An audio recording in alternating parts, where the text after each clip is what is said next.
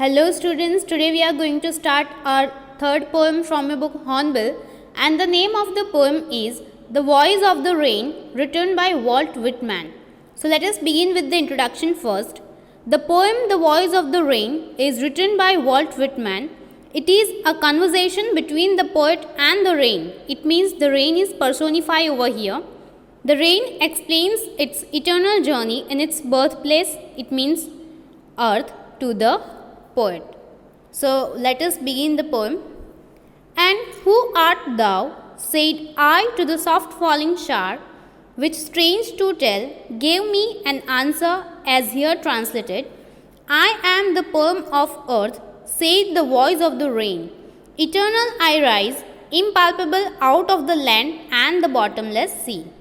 In this line, who art thou? It means who are you? These are an archaic words. Eternal, it means never ending. Impalpable, it means which cannot be described or something that cannot be touched.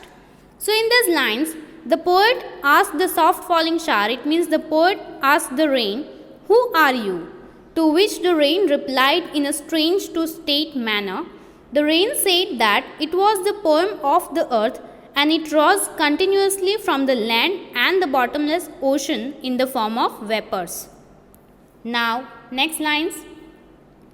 Upward to heaven, whence, vaguely formed, altogether changed and yet the same, I descend to leave the droughts, atomies, dust layers of the globe, and all that in them without me what sits only latent, unborn. Here, whence it means where, vaguely it means not clearly, descend it means come down, leave it means wash or bath, atomies it means small particles, and latent it means hidden or buried. So in this line, the rain tells the poet that it rises upwards towards the sky in the form of vapor, where it changes its form, condenses into water droplets. It also says that although its form gets changed, it still remains the same. The rain comes down to wash the drought and provide water. It also washes away the dust and small particles from the earth's surface, and the seeds inside the earth grow into a plant because of the water provided by the rain. It gives life to the seeds. Now next lines.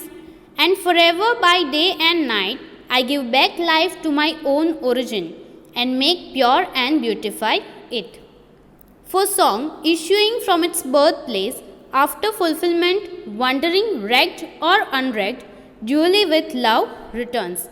In this line, wrecked or unwrecked, it means whether cared for or not cared for. It doesn't affect the rain nor the poet if someone listens to the rain or not. In these lines, the rain says that by day and night it provides life, care, enrichment, and water to the place from where it originated. The rain keeps enhancing the beauty and purity of the earth by preparing a life cycle for itself again. So the rain is like a song that originated from its birthplace, just like the heart of the singer, and travels to fulfill the earth's needs and wonders. It finally comes back to the place from where it originated. Whether it is ruined or not, it returns to the original position with a lot of love to its birthplace. So, in this poem, the poet asks the soft falling shower, it means the poet asks the rain that who are you? To which she replies that she is the poem of earth. It is a strange thing for the rain to reply to the poet. So the rain is personified in this poem. The rain told the poet that she cannot be touched as she rises in the form of water vapor in the sky from the land and the bottomless sea. It changes its shape, yet it remains the same. Water remains water. The vapor changes into clouds due to condensation. It falls back on the surface of the earth to provide water to the drought-prone areas and to beautify and purify the earth, its birthplace. It provides life to the seeds inside the earth and helps them grow. The rain doesn't care if anyone bothers about her deeds or not. She completes her work and comes back home. The poet also compares the rain with a strong as they both share a common journey. The song originates from the heart of the singer, travels across to fulfill the aim, and comes back with due love for the singer, its originator. So, with this, our third poem, The Voice of the Rain, written by Walt Whitman, is completed over here. Thank you.